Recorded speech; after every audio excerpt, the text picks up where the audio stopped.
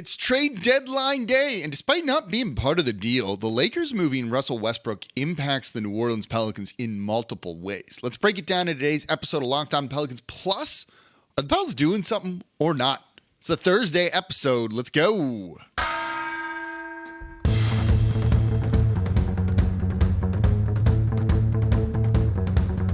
You are Locked On Pelicans, your daily New Orleans Pelicans podcast.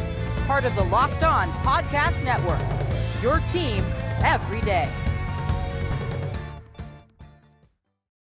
Welcome to another edition of Locked On Pelicans, the daily podcast covering your favorite team, the New Orleans Pelicans in NBA, part of the Locked On Podcast Network, your team every day, available wherever you get your podcasts and available on YouTube.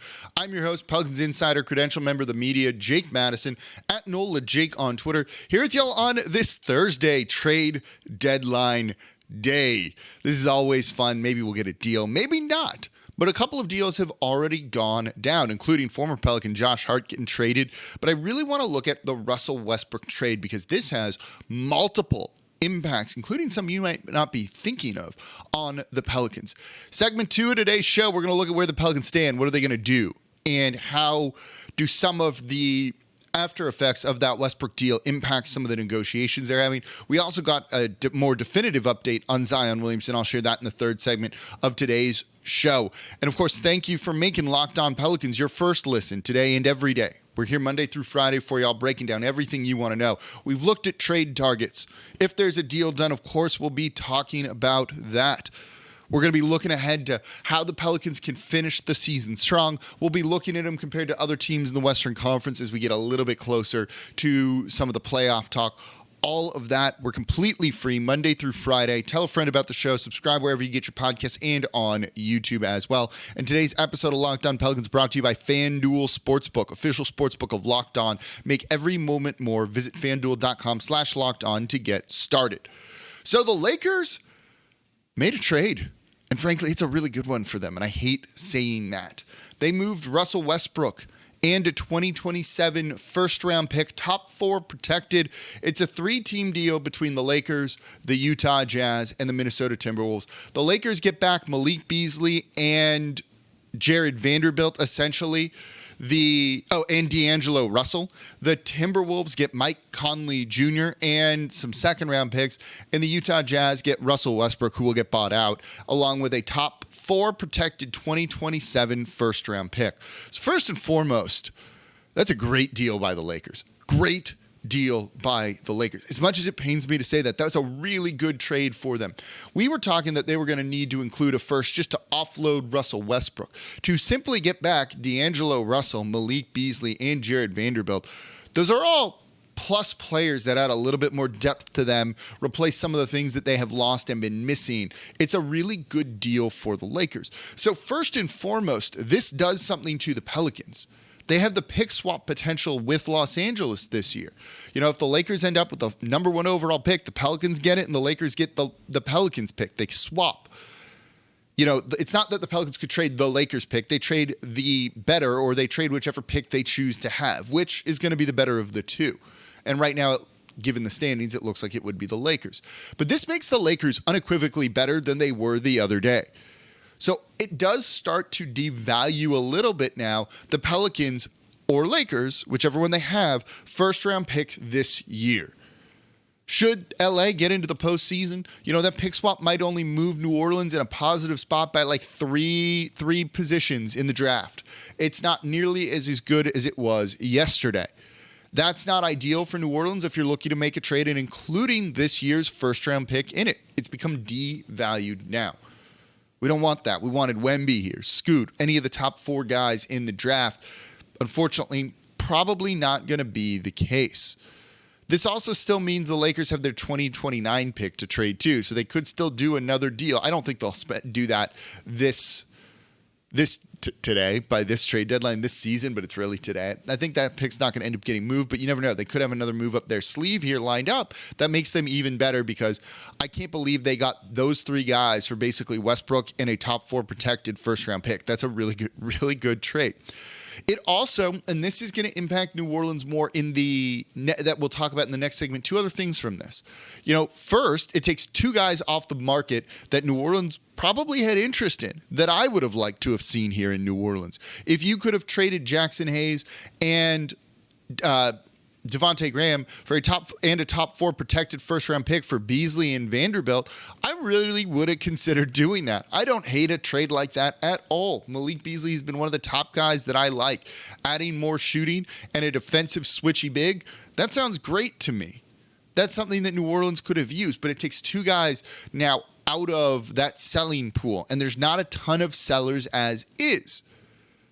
That has a consequence which we'll look at next.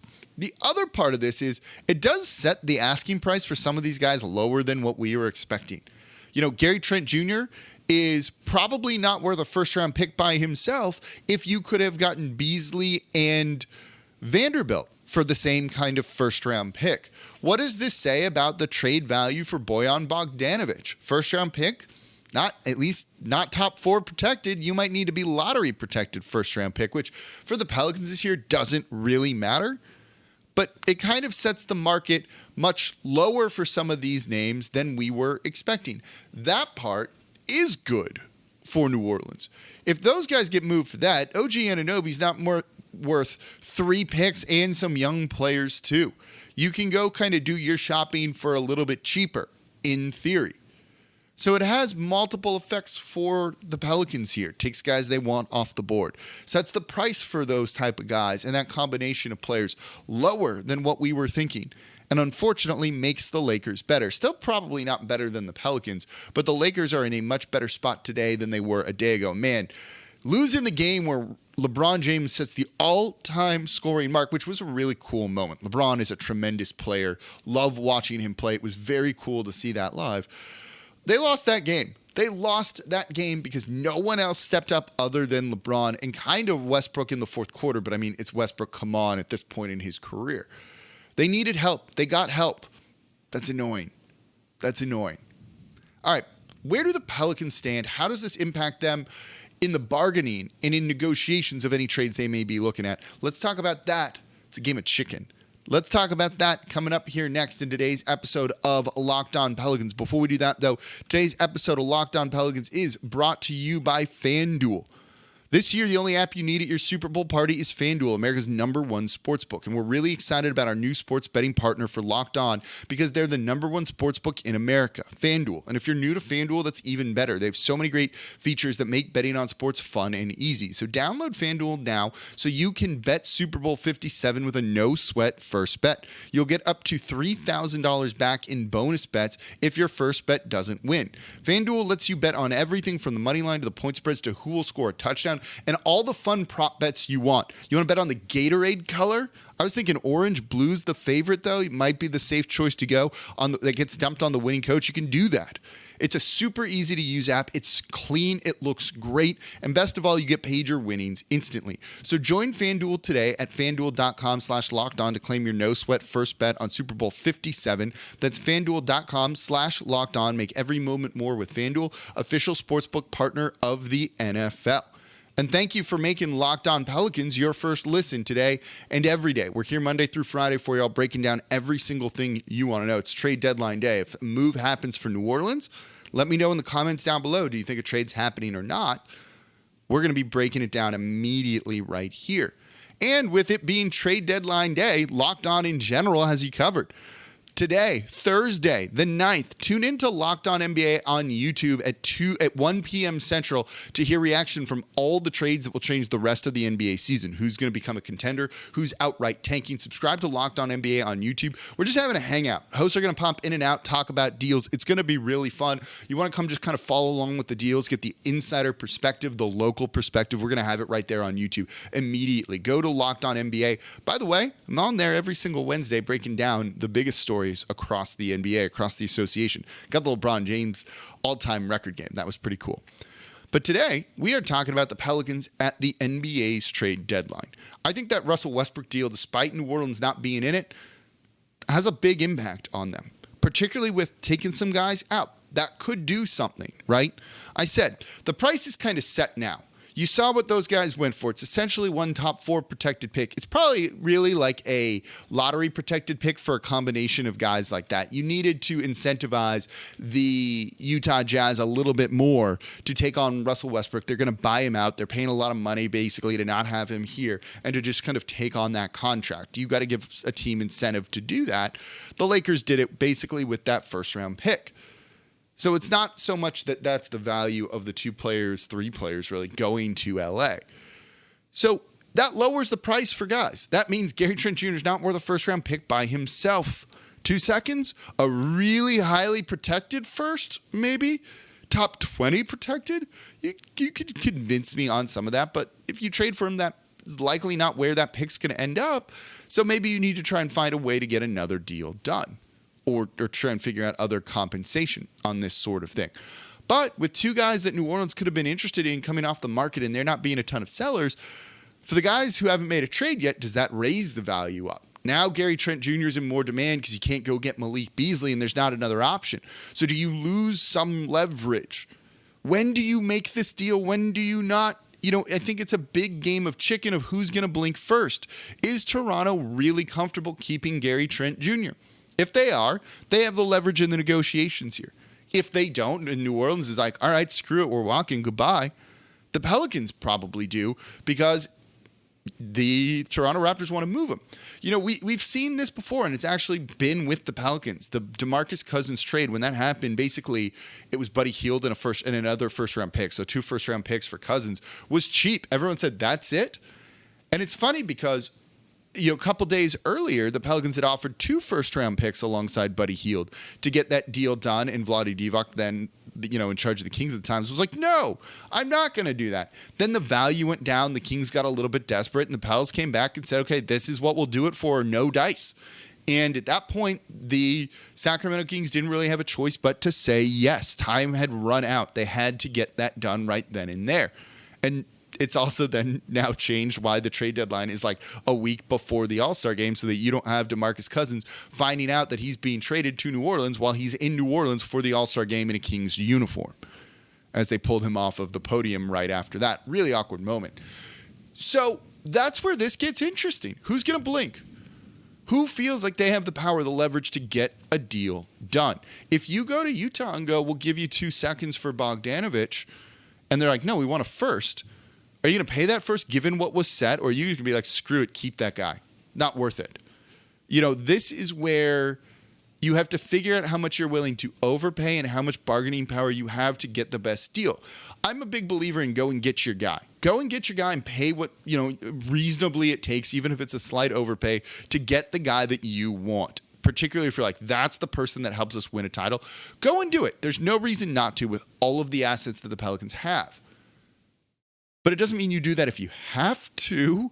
If you can get them for less, you still want proper asset management. And that's kind of, I think, where the Pelicans are looking at right now. I'm not sure if they're going to get a deal done or not. I would have loved Beasley and Vanderbilt. I love the idea of Gary Trent Jr. coming off of the bench. But it doesn't look like there's as many sellers as we were hoping for, and maybe this is going to be a quiet trade market. Kicked off really with a splash with the Kyrie Irving deal. I think Russell Westbrook seemed inevitable that he would get traded at some point. But what are the other obvious moves that could get done? I think there's been a lot of talk of, are the Nets holding things up with Kevin Durant? But I don't know if I buy into that too much, right? Could be. The Suns certainly don't want to make another deal right now if it means they could get Kevin Durant right now or maybe in the summer. Same for Toronto potentially too. Maybe they feel in the summer they'll make a run at Kevin Durant and that's that. But right now, it definitely seems like the Nets aren't trading Kevin Durant at all, trading Kevin Durant. Maybe I'll be proven wrong in a couple of hours from when I'm recording this. But that's what it seems. So if you're waiting on a Kevin Durant deal to get done or not, you're not going to end up getting a deal done because it seems pretty steadfast that we're not moving him at this time if you're the Brooklyn Nets. So I don't know if it actually is that, because I would assume a lot of teams understand that. And maybe the Pelicans are holding off making a move, wondering if they can go after him, not give up Brandon Ingram, Zion Williamson, or CJ McCollum in a deal like that. Maybe they could pull it off for Kevin Durant, maybe not. But I don't think it's that realistic for New Orleans. So maybe it puts them into a holding pattern too. But as I've said before, this team is good. as is when healthy, so you don't feel the pressure to need to make a move. But if you get a guy like Bogdanovic, you become a very realistic contender for the NBA's Western Conference and could win it and go to your first finals. You could make your first conference championship series, which New Orleans has never done before. They've never advanced that far in the playoffs. Is this the year to go for it? Is it better to wait a little bit or just to see what this team is capable of doing? I still think they're capable of doing that when healthy right now, but the right trade almost feels like it's a guarantee or puts you as a favorite for that sort of thing. But it's been kind of quiet around the Pelicans a little bit, I think. And I wonder if they're just feeling pretty good about where they are and with the team that they have, which is really good when healthy. We'll talk a little bit more about Zion coming up here in a minute because it doesn't sound like we're going to see him before the All-Star game, which is disappointing. But it also maybe means they just want to kind of see this team that they have. I don't think they need tons of data on this team. They know how good it is. We've seen Zion and BI together before. We've seen Zion and CJ. We've seen CJ and Ingram. We've seen every combination of it other than like all of them together. And it's all really, really good. And I don't think the Pelicans are going to do any sort of trade right now that includes Jonas Valanciunas and shake things up that much at the trade deadline. But I'm leaning towards no deal for the Pelicans this moment right now. This is subject to change, obviously, as things move very quickly. The Pelicans got the CJ McCollum deal done 2 days before the NBA's trade deadline. That was their big move, and it was done early. It was the guy they wanted. They hammered out a deal. They took care of it. Maybe they're leaving it late here, and that's fine. You know, it's what mostly happens. But it does seem a little oddly quiet that we're not going to get a ton more movement other than some of the kind of obvious things that we were expecting, like Westbrook. And then, you know, when Kyrie Irving wanted out, okay, they took care of it very quickly too. It feels like we probably would have more traction on a major deal for New Orleans if that was happening or not. I'm not a fan of John Collins. I'm not a fan of OG Anunoby for the prices that you might need to give up. Collins would actually, I think, be pretty cheap. I just don't know what his fit is on this roster. So do that deal if it's cheap enough. Like, sure. I just don't know if that's a guy that I really want to pay a ton of luxury tax for if that's the case. So when you kind of look at it, yeah, there's things New Orleans could do, but I don't feel there's a move New Orleans really needs to do. Like it felt like they needed to do the CJ McCollum deal last season. And I think that does kind of impact how they operate today at this NBA trade deadline. They also probably have a good read on when Zion Williamson's going to play and what some of the results will be when he does. Let's talk about that coming up here next in today's episode of Locked On Pelicans. And thank you for making Locked On Pelicans your first listen today and every day. We're here Monday through Friday for y'all, breaking down everything you want to know about this team. The good, the bad, the play on the court, the trade targets. Really going to be starting to look towards the postseason, how to refine this roster, how to get the most out of it, what we want to see from Coach Green. We're going to have a nice little break to look at some stuff. We'll probably do a live show soon during the All-Star break. My internet's been much more stable. And I want to take more of your questions too and be able to fill up a little bit of that time when we don't have games during the All-Star break. But it's going to be a lot of fun here. So subscribe to Locked On Pelicans. Tell a friend about the show. Now for your second listen, Derek Carr really sounds like it might happen. He had dinner in New Orleans the other day. Ross Jackson of Locked On Saints breaking down everything black and gold. Make sure they're your second listen after Locked On Pelicans is your first listen. And today we are talking about trade deadline. Deals getting done. New Orleans not being in it yet. I got my alerts up right there. No Woj. Oh, wait. That was my thing vibrating. I don't know what that was. Okay. Not a trade, which is good. If you remember last year, recording a show, talking about some things, in the middle of doing the show, different background and everything, my phone vibrates. I look down. It was like, well, I'm going to have to redo this show. I'll finish this off and then record another one. You could go back and see the moment I got some trade news. It was pretty funny. Not that right there. I promise you that. Okay. So Zion, let's just shift gears to Zion. Shift gears to Zion here. Not going to play before the All-Star game. That was said by head coach Willie Green yesterday. He'd said before the game, likely not going to see them, but we'll see. I'm wondering if Zion really tried to kind of go through some warm-up, some practice. The Pelicans are off on Thursday, no practice before the game on Friday. You know, I think he would have loved to have played. I think Zion would have loved to have played in the All-Star game. But I think when you look at this hamstring injury, they follow a very strict timeline, and he's following that timeline. He's probably disappointed from this.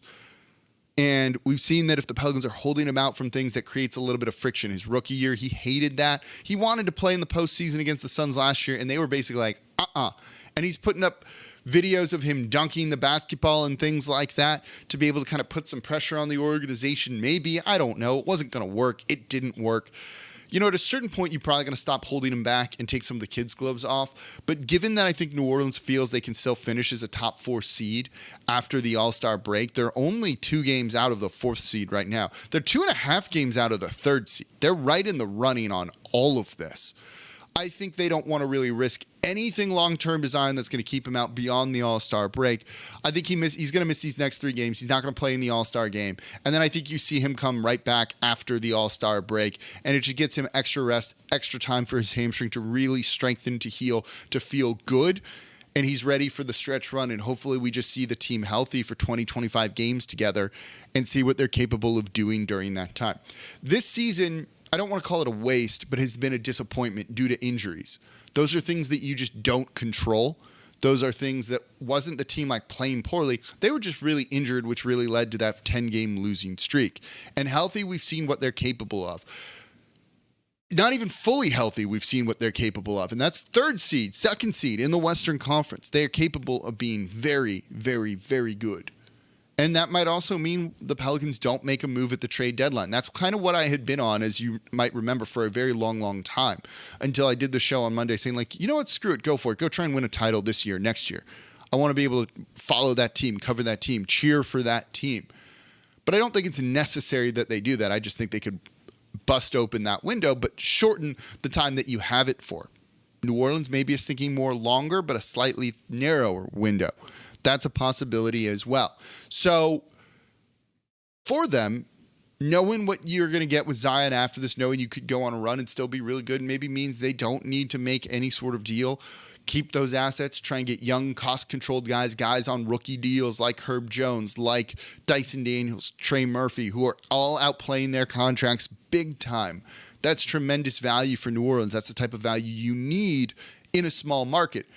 David Griffin has long talked about building a sustainable winner. That means those picks. That means managing the salary cap, the luxury tax as well. We'll see if he sticks true to it today. But with Zion not playing, I think they know he's coming back after the All-Star break and think they can go on a pretty strong run with him healthy, and maybe giving him an extra couple of games off, focus on that hamstring a little bit more, means he's going to be healthy for the stretch run. That's probably more important than him playing, starting in the All-Star game and kind of getting that exposure, though disappointing we won't see him in there. It's going to be a fun end of the season. Hopefully it's going to be a fun just day that's not too chaotic. Josh Hart, by the way, getting traded to the Knicks. He's out of Larry's house, so I don't know how that influences those two. Larry Nance Jr. still living in Josh Hart's home in New Orleans. Does Josh Hart have to sell this home to buy a home in New York because, well, he doesn't have a home there to stay in for free, like his friend Larry Nance Jr.'s? I don't know. This might impact guys like livelihoods here in New Orleans. Every trade we're seeing today has an impact on the Pelicans in some way. Wishing Josh Hart the best, though. Awesome dude. That's going to do it for this episode of Locked On Pelicans. As always, I'm your host, Jake Madison, at NOLA Jake on Twitter. Anything goes down, you know where to find me. We're going to be right here on YouTube, on the podcast form. Let me know in the comments down below what you think's going to happen. And yeah, let's see what the show's like when I talk to y'all tomorrow, or I don't know, maybe again later today.